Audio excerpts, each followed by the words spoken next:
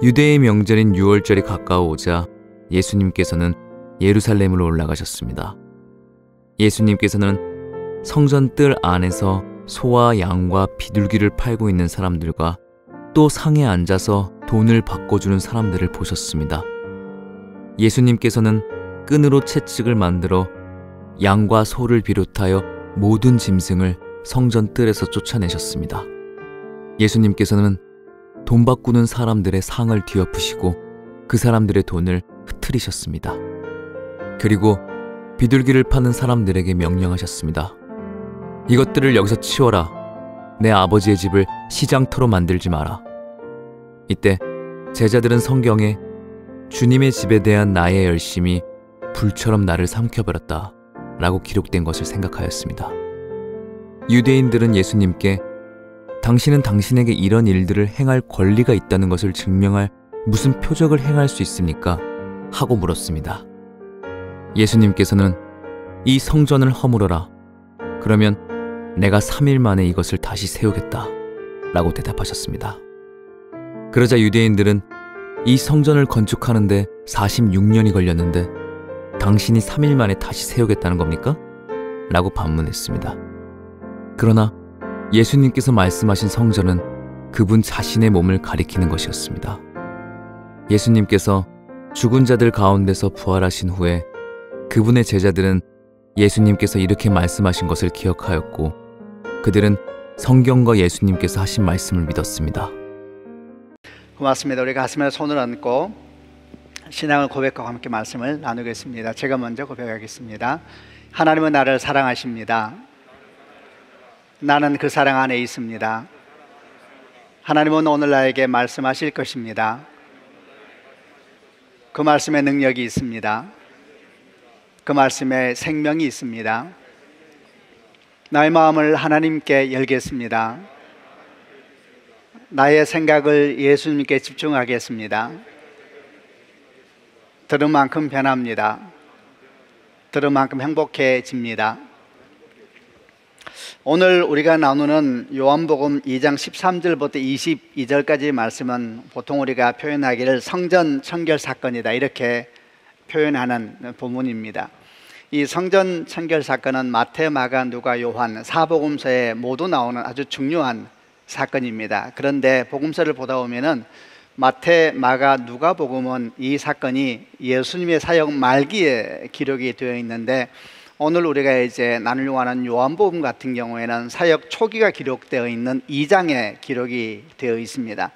그러다 보니까 이에 대해서 학자들은 성전 청결 사건이 예수님의 사역 초기와 말기 두 번 있었던 것일까 아니면 한 번 있었는데 특별히 사도 요한이 그 사건을 초기의 내용이 기록되어 있는 요한복음 2장에 가져와서 기록한 것일까 이런 질문을 하게 됐습니다. 이에 대해서 대체적인 견해는 성전 청결 사건은 예수님께서 말기에 한 번 하셨던 사건인데 사도 요한이 이 사건을 2장에다 기록한 것으로 이렇게 바라봅니다. 그렇게 보는 이유는 우선 첫째는 성전 청결 사건이 너무 큰 일이었습니다. 그 당시 성전 제사 제도와 그리고 제사장들에 대한 너무나 큰 도전이었기 때문에 만약에 이 사건이 예수님의 사역 초기에 있었다면 주님께서는 본격적인 사역을 하기도 전에 처형당하셨을 것이다 라는 것이 첫 번째 이유이고, 두 번째는 이 중요한 사건이 사복음서에 한 번만 딱 기록됩니다.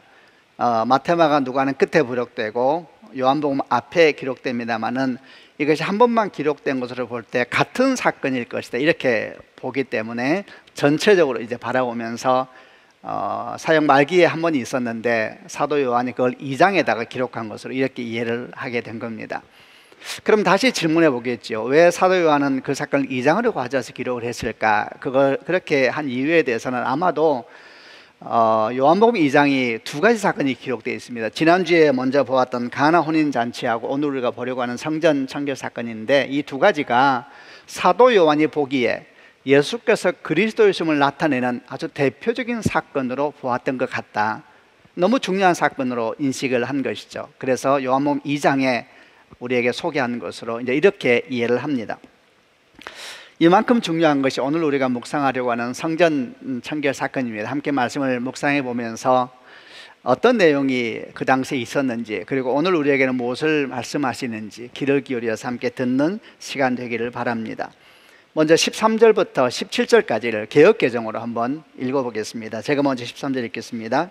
유대인의 유월절이 가까운지라 예수께서 예루살렘으로 올라가셨더니 14절 성전 안에서 소와 양과 비둘기 파는 사람들과 돈 바꾸는 사람들이 앉아있는 것을 보시고 노끈으로 채찍을 만드사 양이나 소를 다 성전에서 내쫓으시고 돈 바꾸는 사람들이 돈을 쏟으시며 상을 엎으시고 16절 비둘기 파는 사람들에게 이르시되 이것을 여기서 가져가라.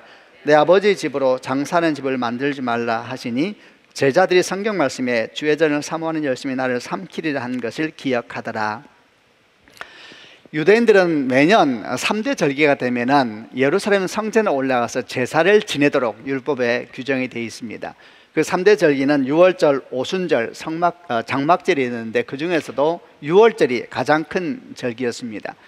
이 절기는 일주일 정도 지켜졌는데 이때는 이스라엘에는 모든 유대인들, 그뿐만이 아니라 해외에 있는 유대인들도 예루살렘에 올라와서 함께 성전에서 유월절을 지키면서 그 기간을 보냈습니다. 이런 전통을 따라서, 이런 말씀을 따라서 예수님도 예루살렘에 올라가신 것입니다.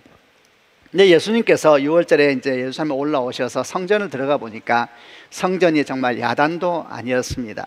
그 안에는 소와 양과 비둘기를 파는 상인들로 정신이 없었고, 또 한쪽에서는 환전상들, 동전을 바꿔주는 사람들로 또 정신이 없는 상태였습니다.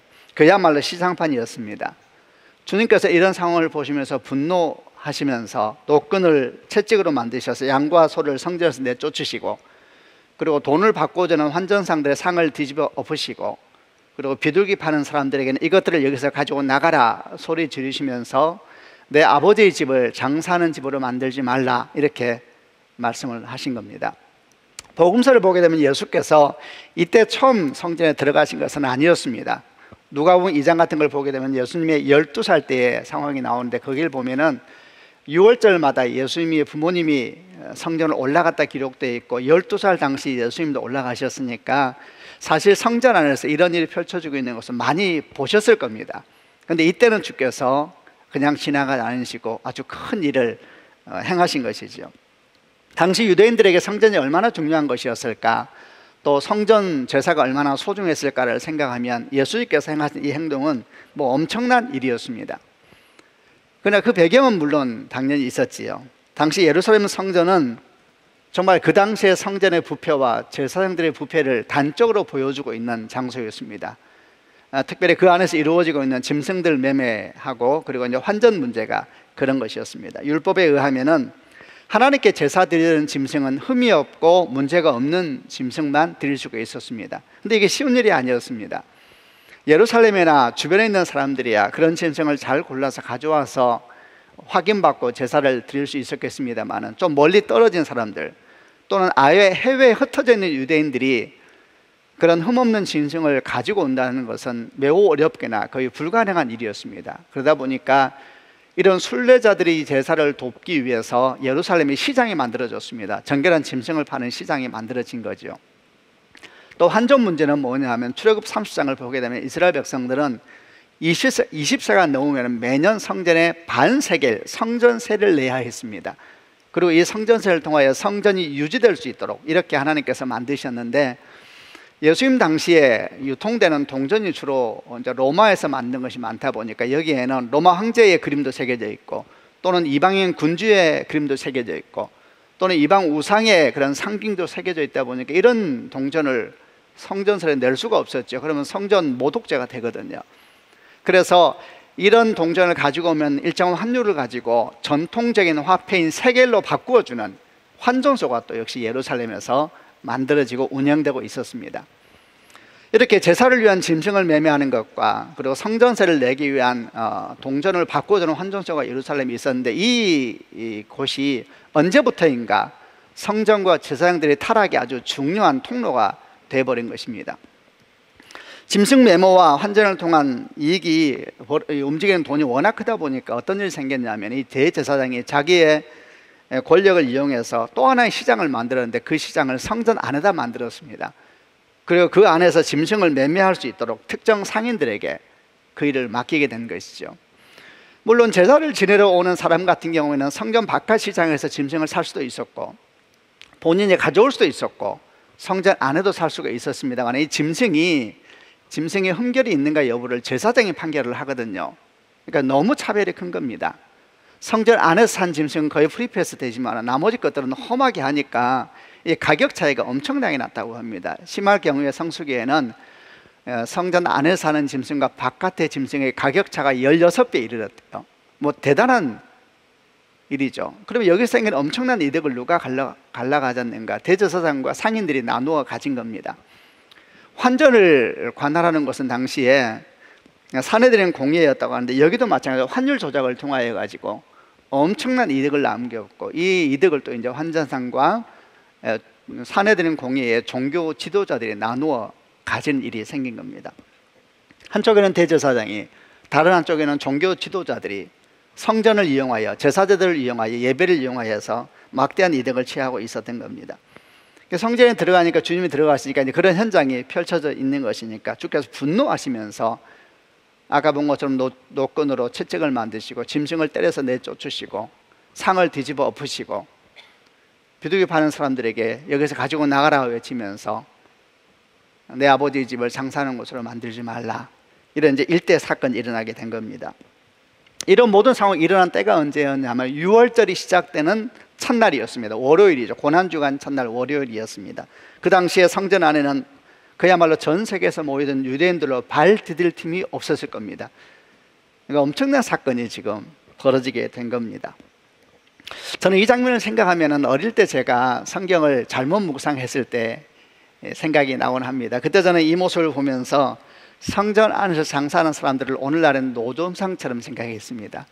근데 주님께서 채찍으로 막 그들의 짐승을 내쫓으시고 상을 엎으시고 보면서 아이고 그거 먹고 살겠다고 고생하는 사람들이 이렇게 무례하게 대하시니까 너무 마음이 상했어요. 그나마 위로 하나 받았던 것은 비둘기를 공중에 날려버리지 않으시고 가지고 나가라 그러니까요 마음이 그래도 양심이 있으시구나, 이런 생각하면서 제가 본문을 묵상했던 기억이 납니다. 정말 성경은 제대로 배워야 합니다.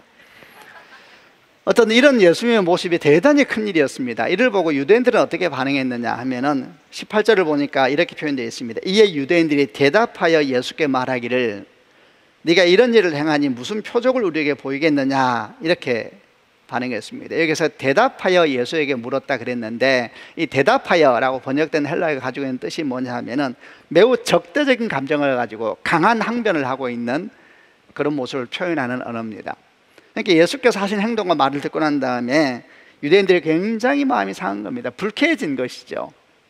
그래서 굉장히 언짢은 말로 표현하기를 이런 행동을 네가 하고 있는데 도대체 네가 그럴 만한 사람이라는 표적을 우리에게 보여줄 수 있느냐, 이렇게 이제 된 것이죠. 아마도 이 말을 한 사람들은 제사를 드리러 온 일반 유대인들은 아니었을 것이고 성전에 속해서 일하는 제사장들이나 또는 기타 관리들로 보입니다. 이렇게 말을 하니까 주님께서 뭐라고 답변하십니까? 이 성전을 헐라 내가 3일 동안에 다시 세울 것이다. 유대인들이 이해가 안 되죠. 그래서 그들은 말합니다. 이 성전은 46년 동안 지어졌는데 어떻게 내가 3일 동안에 다시 세우겠다는 말이냐. 성경은 이에 대해서 보충 설명을 더해 주십니다. 예수께서 말씀하신 3일 동안에 세우겠다는 성전은 예루살렘 성전이 아니라 성전된 당신의 육체를 의미하는 것이다, 이렇게 설명하면서 요한복음 2장에 있는 성전 청결 사건에 대한 메시지는 마무리가 됩니다. 이 사건이 오늘 우리에게 무엇을 가르쳐주고 있는 것일까? 우선 이 전체 사건을 이해할 때 먼저 기본적으로 동의해야 될 것은 이 성전 청결 사건은 우리에게 성전이 얼마나 중요한가에 대해서 가르쳐주고 있는 본문이라는 겁니다. 성전 청결 사건은 언제 일어났는가? 예수께서 성전에 올라가시면서 일어났습니다. 만약에 주님께서 성전에 올라가지 않으셨다면 이 사건은 시작되지도 않았겠지요. 왜 주님은 성전에 올라가셨습니까? 하나님께서 1년에 3번 주여 절기마다 올라가서 예배 드리라 그러셨거든요. 그 말씀에 순종하여서 주님께서 6월절에 대해서 성전에 올라갔기 때문에 이제 이런 사단이 생긴 것이죠. 우리는 여기서 아주 중요하면서 기본적인 방향 하나를 잡게 됩니다. 그것은 성전은 필요 없는 것이 아니라 참된 성전으로 회복되어야 된다라는 겁니다. 여러분, 이것이 성전 청결 사건을 묵상할 때 전체를 덮고 있는 방향성입니다. 성전은 필요 없는 것이 아니라 참된 성전으로 회복되어야 하는 것입니다. 주님께서 성전 안에서 소와 양을 내어 쫓으시고 그리고 혼전상의 상을 뒤엎으시면서 사람들에게 여기서 이걸 가지고 나가라 이렇게 외치셨을 때에도 그야말로 성전 안에 야단이 났는데, 그런 상황 어디를 보아도 주님께서 이제 성전은 필요 없다라고 말씀하는 내용은 하나도 없습니다. 오히려 주님 말씀하시기를 내 아버지의 집을 장사하는 집으로 만들지 말라 하시면서 성전이 참된 성전으로 회복되어야 된다라는 말씀을 하고 계시는 것이죠. 성전을 헐라 3일 동안에 다시 일으키겠다는 말씀은 똑같습니다. 주님은 성전이 더 이상 필요 없다, 이제 성전이 필요 없는 시대가 되었다라고 말씀하는 것이 아니라 참된 성전으로 거듭나야 된다, 참된 성전으로 회복되어야 된다, 이렇게 말씀하고 있는 겁니다. 주님께서 말씀하신 그대로 성전은 아버지의 집이요 기도하는 집입니다. 성전은 신앙의 중심 장소입니다. 그런데 언제부터인가 그 성전에 사람들의 욕망과 욕심이 판치기 시작하고 강도의 굴혈로 변한 것입니다. 주님께서 그 성전이 회복되길 원하셨고 또 그렇기 때문에 우리에게 이런 말씀을 주신 것이죠. 그럼 오늘 결국 질문은 이렇게 모아질 수가 있겠습니다. 그럼 어떻게 하여야지 성전이 참으로 성전답게 회복될 수 있을까? 오늘 말씀을 중심으로 하면서 동시에 오늘날의 교회도 함께 생각하면서 그 답을 한번 찾아가 보겠습니다. 첫 번째, 성전이 성전답게 회복되기 위해서는 진정한 권위가 회복되어야 합니다. 오늘 말씀을 보면 당시 제사장들이 왜 이렇게 타락했는지 아주 중요한 이유 중에 하나를 볼 수가 있는데, 그 이유는 바로 왜곡된 아주 뒤틀어지고 부정적인 종교적 권위주의 때문이었습니다. 예수께서 성전 소와 양을 쫓으시면서 그리고 환전상의 상을 엎으시면서 이것을 여기서 가지고 나가라고 외치시고 내 아버지의 집을 장사하는 집으로 만들지 말라 이렇게 하셨을 때에 유대인들이 굉장히 불쾌하면서 한 가지 질문을 합니다. 그 질문이 뭐였냐면 네가 이런 일을 행하니 무슨 표적을 우리에게 보이겠느냐, 이렇게 질문합니다. 네가 이런 일을 행하니 무슨 표적을 우리에게 보이겠느냐. 이 질문이 의미하는 것은 네가 이렇게 함부로 성전에 대해서, 성전의 제사에 대해서 이렇게 말을 하고 행동을 하는데 도대체 네가 그럴 만한 사람이라는 자격이 있느냐, 네가 그럴 만한 사람이라는 권위라도 있느냐, 하나님께서 네게 그런 자격과 그런 권위를 주셨느냐, 있다면 그걸 보여봐라, 이렇게 이제 말하는 것이죠. 이렇게 말하는 이 사람들의 배경에는, 마음에는 어떤 생각이 있냐면 자기들이 있다는 겁니다. 우리는 있다, 우리는 하나님이 주신 권위가 있고 하나님이 주신 자격이 있다, 그래서 우리는 이렇게 성전 제사를 섬기고 하는데 너희는 그런 자격이나 권위가 있느냐, 이렇게 묻고 있는 것이죠. 이들이 생각하고 있는 그들이 하나님께서 그들에게 주셨다고 하는 권위, 자격은 도대체 어디에서 온 것일까요? 모세의 율법에서 온 것이죠. 율법에는 성전 제사가 나오거든요. 그리고 제사장들에 대한 역할도 기록이 되어 있거든요. 아마 그들은 그걸 생각하면서 우리는 하나님이 주신 권위가 있다, 하나님이 주신 자격이 있다, 하나님이 주신 권리가 있다, 뭐 이렇게 지금 생각하면서 예수님에게 넌 그런 거 있느냐, 이렇게 질문하고 있는 거죠. 여러분 어떻게 생각합니까? 지금 이들은 하나님이 주신 말씀과 직분이 자기들의 권위다, 자기들의 자격이다, 이렇게 이야기를 하고 있는데 어떻게 생각하십니까? 하나님은 당시 성전을 섬기던 대제사장과 종교 지도자들에게 그런 권위를 주신 것입니까? 그래서 그 권위가 있기 때문에 그들이 행하고 있는 온갖 부패와 부정들이 그 권위 아래서 합리화될 수가 있는 것입니까? 물론 전혀 아닙니다. 이런 생각이야말로 하나님이 주신 권위에 대해 부정적이고 왜곡된 종교적 권위주의입니다. 물론 하나님은 분명히 제사장들에게 권위를 주셨습니다. 그러나 그 권위는 군림하고 사람을 억압하기 위해 주신 권위가 아니고 그 권위는 사랑하고 섬기고 회복시키기 위해 주신 권위이시죠. 그러나 지난 2000년 기독교 역사를 보게 되면 얼마나 많은 제사장들, 섬기자들, 목회자들이 왜곡된 종교적 권위주의를 가지고 사람들을 억압하고 종교적으로 묶고 군림했는지 모릅니다. 이런 종교적 권위주의는 세속적인 권위주의보다 훨씬 나쁩니다. 왜냐하면 이런 종교적 권위주의를 가지고 있으면 하나님의 이름으로 가장 반하나님적인 말과 행동을 서슴없이 하면서 그것이 하나님의 뜻이라고 말하고 다니기 때문입니다. 그러나 하나님이 주신 권위는 그런 권위가 아닙니다. 하나님이 주신 권위는 성경에 변함없이 우리에게 계속해서 계시되고 있습니다. 이것은 신약에서 갑자기 나타난 것이 아닙니다. 창세기 1장 사람을 처음 만드실 때부터 주님은 분명히 우리에게 주신 권위가 무엇인지를 알려주셨지요. 창세기 1장 27절 28절에 사람을 처음 창조하시고 우리에게 주신 사명, 그 안에 우리에게 주신 권위도 있습니다. 생육하고 번성하여 땅에 충만하라, 땅을 정복하라, 이 땅에는 모든 생물을 다스리라 이러셨죠. 충만하라, 정복하라, 다스리라. 사명이면서 우리에게 주신 권위이기도 합니다. 선한 권위이지요. 이 권위를 누구에게 주셨습니까? 하나님의 형상을 가진 아담과 하와에게 주셨죠. 하나님의 형상을 가진 사람들이, 그러니까 이 권위를 받은 사람들의 마음은 어떤 마음이냐면 하나님의 마음입니다. 하나님의 마음, 하나님의 마음을 가진 사람, 하나님의 눈물을 가진 사람, 하나님의 열정을 가진 사람, 하나님의 지혜를 가진 사람에게 이런 선한 권위를 준 겁니다. 근데 이게 죄가 들어오면서 이 권위가 뒤틀어지기 시작합니다.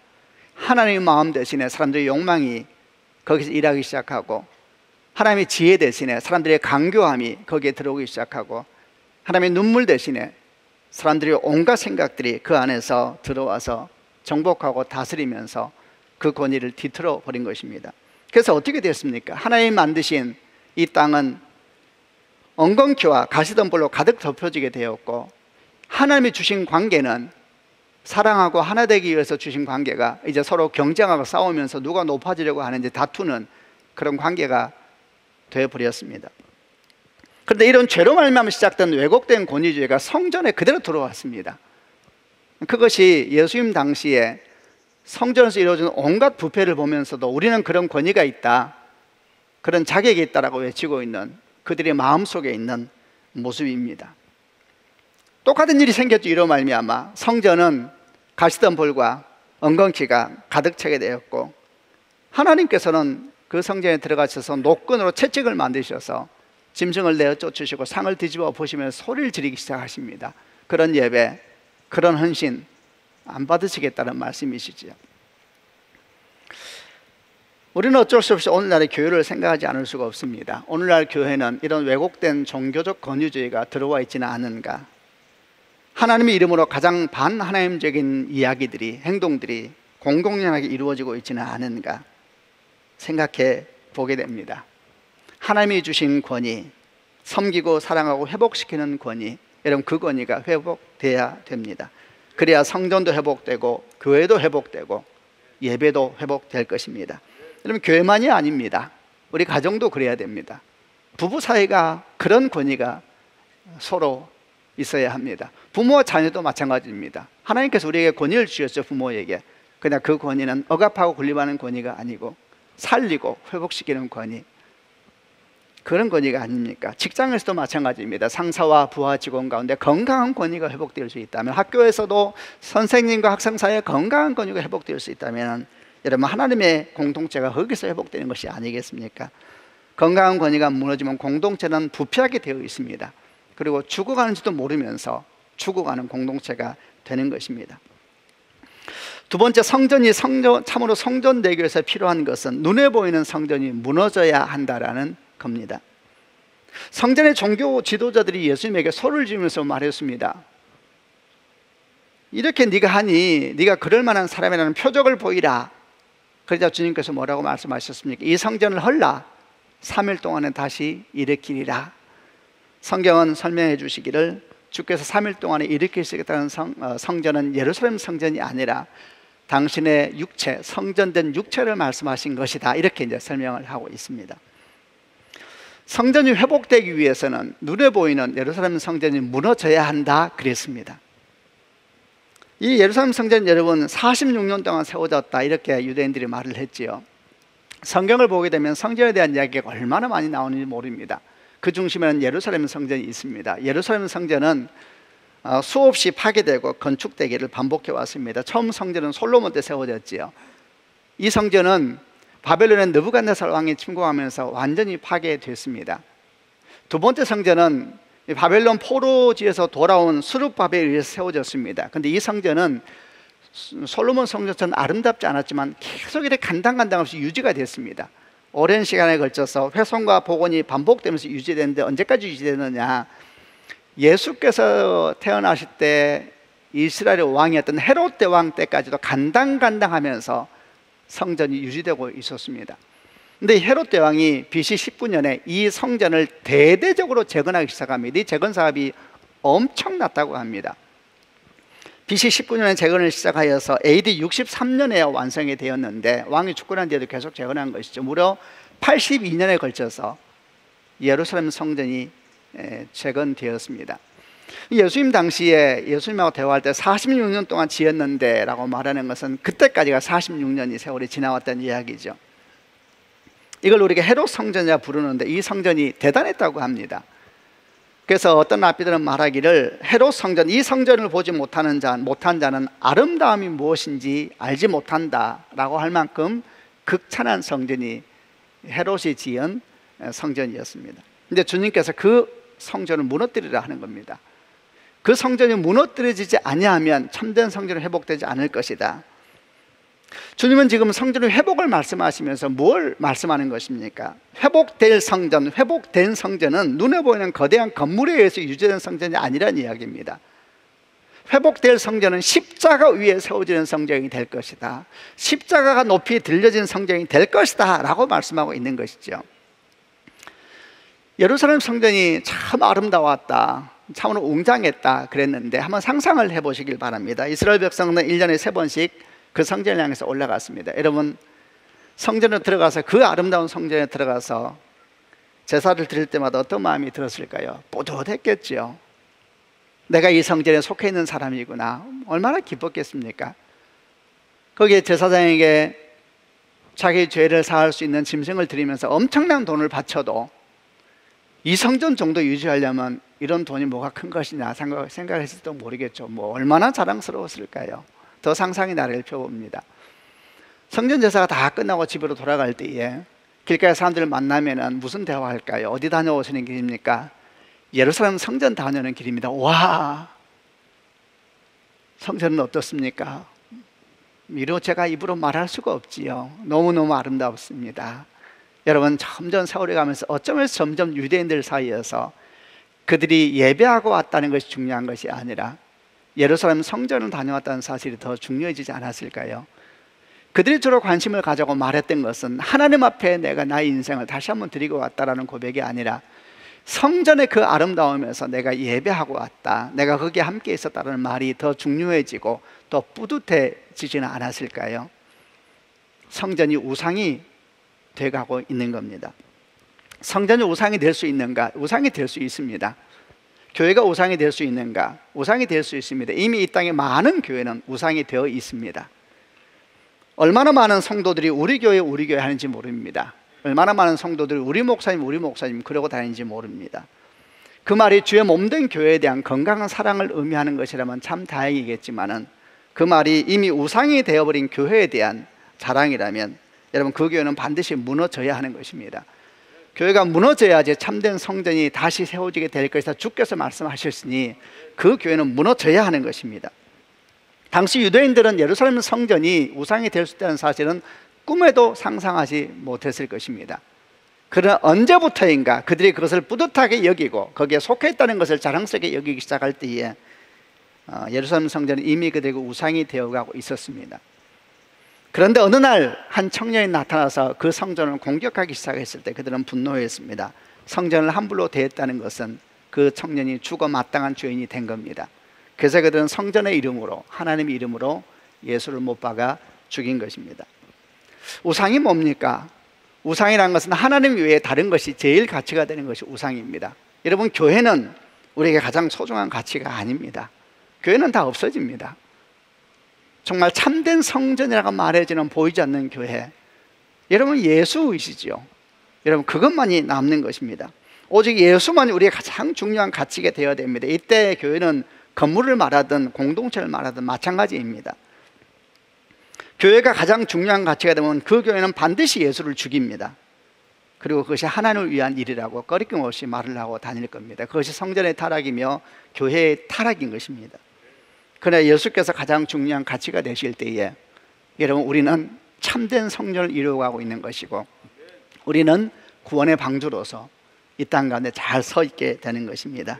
소망하고 축복합니다. 서울드림교회가 참된 성전이 되는 축복이 있기를 바랍니다. 그래서 날마다 우리는 기억해야 됩니다. 이 성전을 무너뜨리라. 내가 3일 동안에 다시 세우리라. 예수, 예수, 예수, 십자가. 그분만이 높이 들려지는 교회, 그런 공동체가 되어야 합니다. 마지막으로 성전이 참된 성전 되기 위해서 필요한 것은 뭡니까? 그것은 성전뜰이 회복되어야 된다라는 교훈입니다. 오늘 말씀에서 소와 양과 비둘기를 팔고 돈을 환전해 주는 시장과 환전소가 있는 장소는 성전 안이라 그랬는데, 보통 우리는 이 성전 안 중에서도 이방인의 뜰로 이해를 합니다. 쉬운 성경은 성전 뜰이라 표현되어 있는데 성전 뜰 이방인의 뜰이라고 우리 이해를 합니다. 당시 성전을 들어가 보면 처음에 나타난 게 이방인의 뜰이었습니다. 거기는 다 들어갈 수 있었습니다. 그러나 거기하고 이스라엘 사람들의 뜰은 벽이 놓여져 있었고 그 안으로는 절대 이방인이 들어갈 수가 없었죠. 이 이방인의 뜰과 하나님의 백성들 뜰 사이에는 벽이 있었는데 이 이방인의 뜰에서 아마 장사가 이루어지지 않았겠는가 이렇게 봅니다. 그래서 우리는 이 사건을 묵상하면서 이런 질문을 덧붙이게 되죠. 이렇게 장사가 이루어지고 난리법석이 있었던 이 시장이 있었던 이방인의 뜰은 성전인가 성전이 아닌가? 이 질문이 중요한 이유는 계시록 11장 1절부터 2절까지의 말씀 때문입니다. 개역개정으로 한번 그 말씀을 읽어보겠습니다. 제가 먼저 1절 읽겠습니다. 또 내게 지팡이 같은 갈대를 주며 말하기를 일어나서 하나님의 성전과 제단과 그 안에서 경배하는 자들을 측량하되 2절 성전 바깥 마당은 측량하지 말고 그냥 두라. 이것은 이방인에게 주었은즉 그들이 거룩한 성을 42달 동안 짓밟으리라. 마지막 때가 되면 하나님께서 주의 백성을 헤아리신다 그럽니다. 근데 그 얘기를 하시는 거예요. 성전 안에 있는 자들을 헤아려라. 예배자들, 주의전에 속한 자들을 헤아리라. 근데 2절에 성전 바깥 마당에 있는 자들은 세지 마라 그럽니다. 거기는 이방인들의 땅이다 이렇게 말씀을 합니다. 이 말씀에 의하면은 이방인의 뜰에 거하는 사람들은 하나님의 사람들이 아닙니다. 그들 스스로는 성전에 들어와 있다고 말할지 몰라도 하나님께서는 하나님의 백성은 아니다 이렇게 말씀하고 있는 것이 계시록 11장 말씀이죠. 그런데 오늘 본문을 보게 되면 주님께서 그 이방인의 뜰에서 이루어지는 장사치를 내어 쫓으면서 성전을 정결하게 하는 일을 행하고 계시는 것을 볼 수가 있습니다. 그럼 이걸 어떻게 우리가 이해를 해야 되겠습니까? 지금 주님께서 하시는 행동은 이방인의 뜰도 하나님의 성전이다 라고 말씀하는 것일까요? 아니면은 이방인의 뜰은 하나님의 성전이 아니지만 이방인의 뜰이 회복되지 않으면은 성전도 회복되지 않는다 라고 말씀하고 있는 것일까요? 이방인의 뜰은 하나님의 성전이 아닙니다. 그러나 이방인의 뜰이 회복되지 않으면 성전도 회복되지 않습니다. 예루살렘 성전을 가만히 보면 그 구조가 재밌습니다. 성전을 들어가려면 누구나 이방인의 뜰을 지나야만 했습니다. 이방인의 뜰이 없이 유대인의 뜰도 없습니다. 지나서 들어가게 만든 것이죠. 오늘날 교회에서 이방인의 뜰은 어디를 말하는 것일까요? 그리고 서울드림교회는 이런 이방인의 뜰이 잘 회복되어 있는 교회일까요? 이방인의 뜰은 장소적으로 아까 말한 것처럼 세상과 하나님의 성전 사이에 있는 공간이라 그랬습니다. 그래서 교회에서 이방인의 뜰이 있다라는 말을 어떻게 해석하면 되냐면 교회에 아직 예수를 믿지 아니하지만 이런저런 호기심을 가지고 또는 이런저런 이유로 기웃거리는 사람들이 있다라는 의미로 이해를 하면 될 겁니다. 여러분, 성전에 이방인의 뜰이 없으면 성전에 이르지 못하게 되는 것처럼 교회도 그런 이방인의 뜰에 속한 사람들이 없으면 참된 성전으로 회복이 안 되는 겁니다. 교회는 믿는 이들만이 아니라 믿지 않는 이들이 궁금해하면서 기웃거리는 공동체가 되어야 된다는 것입니다. 교회가 믿는 이들만이 모여서 자기들만의 공동체를 만들면서 벽을 높이 쌓고 이렇게 지내는 것은 마치 이방인의 뜰이 없는 성전을 보는 것과 같은 것입니다. 하나님께서는 그런 성전을 우리에게 보여주지 않으셨습니다. 최근에 코로나19 상황을 보내면서 저나 여호수아 목사의 마음 가운데는 가장 큰 염려 중에 하나는 우리 교회에서 이방인의 뜰이 무너져가고 있는 것은 아닌가라는 염려입니다. 교회가 세상에서 빛과 소금의 영향력을 잃어갈 때 가장 먼저 무너지는 뜰은 이방인의 뜰입니다. 여러분, 유대인의 뜰이 무너지는 것이 아닙니다. 오히려 세상에서 빛과 소금의 역할을 못하고 있을 때 교회는 자기들만의 공동체를 만들어갑니다. 높이 벽을 쌓으면서 이방인의 뜰은 무너지는데 자기들만의 성을 쌓으면서 존재하려고 하는 것이죠. 여러분, 그건 하나님의 성전이 아닙니다. 우리는 정말 소망하고 기도하고 꿈꿔야 됩니다. 서울드림교회가 이스라엘의 뜰만이 아니라 하나님의 뜰만이 아니라 이방인의 뜰이 건강히 회복되는 교회가 되기를 주님의 이름으로 소망합니다. 아멘이죠. 그래야지 이 교회가 하나님이 기뻐하시는 성전이 되는 것입니다. 예수님 당시에 정통 유대인들은 이방인의 뜰을 지나면서 성전에 들어가면서 이방인의 뜰에 있는 사람들을 비웃었습니다. 멸시하였습니다. 경멸했습니다. 그리고 그들이 성전을 다 뒤집고 부패하게 만들고 하나님께서 기뻐하지 않는 공간으로 만든 장본인들이었습니다. 주님은 그 이방인의 뜰이 회복되기를 원하십니다. 동시에 그 이방인의 뜰에 있는 사람들이 하나님의 뜰로 들어오기를 원하십니다. 여러분, 그것이 회복된 성전의 모습입니다. 말씀을 마무리하겠습니다. 서울드림교회를 생각합니다. 우리 교회는 건강한 참된 성전을 향해서 걸어가고 있는 교회인가? 여러분, 교회는 성전이다 라는 말은 조심스럽습니다. 그러나 교회는 항상 참된 성전을 향해서 날마다 걸어가는 공동체가 되어야 합니다. 서울드림교회는 그런 공동체가 되고 있는가? 그런 성전을 향해서 한 걸음 한 걸음 오늘도 걸어가고 있는가?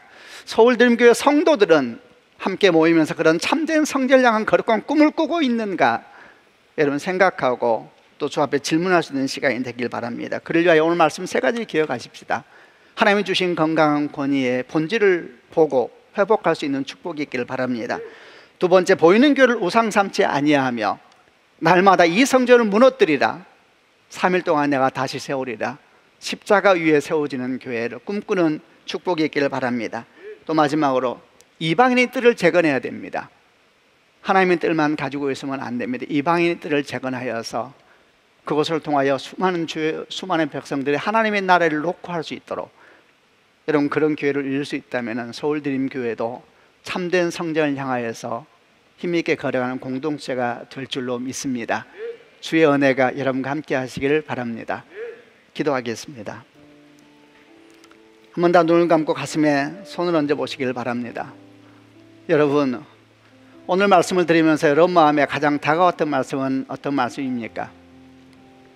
코로나19 상황을 보내면서 이 땅의 교회에 속한 성도들이라면 우리가 마음을 기울이고 우리 영혼을 기울여서 듣지 않을 수 없는 말씀인 줄 생각합니다.